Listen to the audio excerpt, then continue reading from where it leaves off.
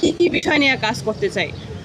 আমাদের যেহেতু ভীষণ হচ্ছে on student on bed on table, so বাসস্থান নিয়ে হচ্ছে আমরা মেইনলি কাজ করব, কারণ এইটা হচ্ছে দীর্ঘদিন ধরে স্টুডেন্টদের একটা জায়গা, কনসার্নের জায়গা, যে হচ্ছে বাসস্থান সংকটটা কীভাবে কমানো যায় এবং ঠিক করা যায়। তো আগে দেখা গেছে যে দখলদারিত্বের যে রাজনীতি ছিল সেটার কারণে আরও এই যে সমস্যাটা আরও বেশি বেড়ে গেছে। তো এইটা কিভাবে কমানো যায় এবং হচ্ছে আমরা এরপরে যে কাজটা করতে চাই সেটা হচ্ছে খাদ্যের পুষ্টিমানটা নিশ্চিত করা।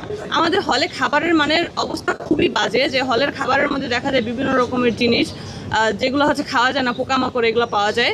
তো এইগুলো নিয়ে আমরা কাজ করব।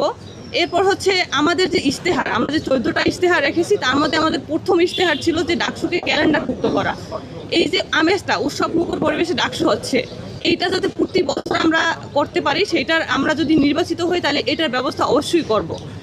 এছাড়া হচ্ছে আমরা যদি গবেষণার কথা বলি, ঢাকা বিশ্ববিদ্যালয়ে কিন্তু হচ্ছে বিশ্বমানের যে গবেষণা সেটা নাই।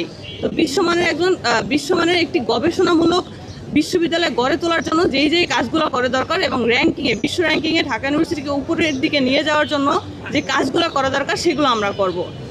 আমাদের ঢাকা বিশ্ববিদ্যালয়ে দেখা যায় যে একটা পুরনো লাইব্রেরি অনেক বছর আগে যেটা হচ্ছে নির্মাণ হয়েছিল, কিন্তু আমাদের যে এই লাইব্রেরিতে সিট সংকট দেখা যায় যে এত যদি আমরা পড়তে যেতে চাই তখন লাইন ধরে আমাদেরকে ওয়েট করতে হয় একটা সিটের জন্য, সকালবেলা ঘুম থেকে উঠে বসে থাকতে হয়।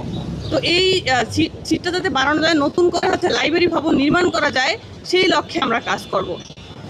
এরপর যদি আমরা বলি স্বাস্থ্য ব্যবস্থাটা, ঢাকা ইউনিভার্সিটির দেখা যায় যে খাদ্যের মান তো খারাপই এবং স্বাস্থ্য যে ব্যবস্থাটা সেটাও কিন্তু ভালো না। আমাদের যে এখন মেডিকেল সেন্টারটা আছে সেটাকে আমরা নাপা সেন্টার বা প্যারাসিটামল সেন্টার বলে থাকি, মক করে বলে থাকে এটা।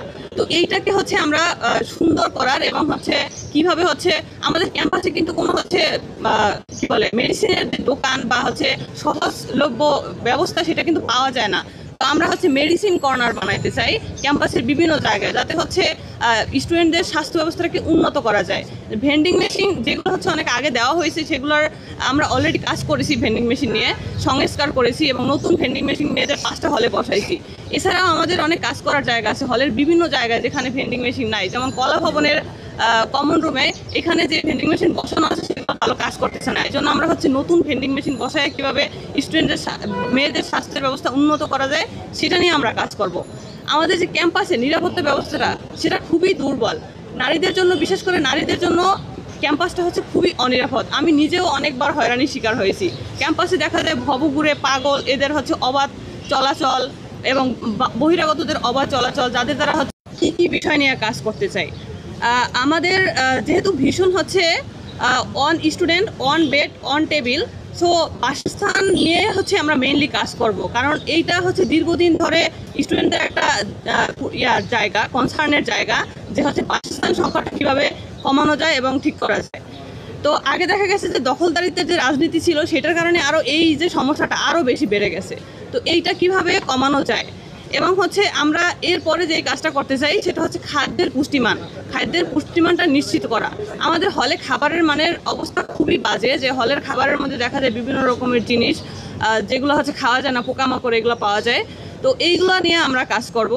এরপর হচ্ছে আমাদের যে ইশতেহার, আমরা যে 14টা ইশতেহার রেখেছি তার মধ্যে আমাদের প্রথম ইশতেহার ছিল যে ডাকসুকে ক্যালেন্ডারভুক্ত করা। এই যে আমেজটা, উৎসবমুখর পরিবেশে ডাকসু হচ্ছে, এইটা যাতে প্রতি বছর আমরা করতে পারি, সেইটার আমরা যদি নির্বাচিত হই তাহলে এটার ব্যবস্থা অবশ্যই করব। এছাড়া হচ্ছে আমরা যদি গবেষণার কথা বলি, ঢাকা বিশ্ববিদ্যালয়ে কিন্তু হচ্ছে বিশ্বমানের যে গবেষণা সেটা নাই। তো বিশ্বমানের একটি গবেষণামূলক বিশ্ববিদ্যালয় গড়ে তোলার জন্য যেই কাজগুলো করে দরকার এবং বিশ্ব র্যাঙ্কিংয়ে ঢাকা ইউনিভার্সিটিকে উপরের দিকে নিয়ে যাওয়ার জন্য যে কাজগুলো করা দরকার সেগুলো আমরা করব।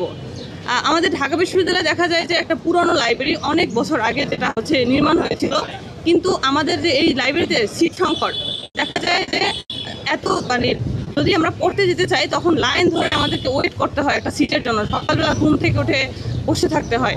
তো এই সিটটা যাতে বাড়ানো যায়, নতুন করে হচ্ছে লাইব্রেরি ভবন নির্মাণ করা যায়, সেই লক্ষ্যে আমরা কাজ করব। এরপর যদি আমরা বলি স্বাস্থ্য ব্যবস্থাটা, ঢাকা ইউনিভার্সিটির দেখা যায় যে খাদ্যের মান তো খারাপই এবং স্বাস্থ্য যে ব্যবস্থাটা সেটাও কিন্তু ভালো না।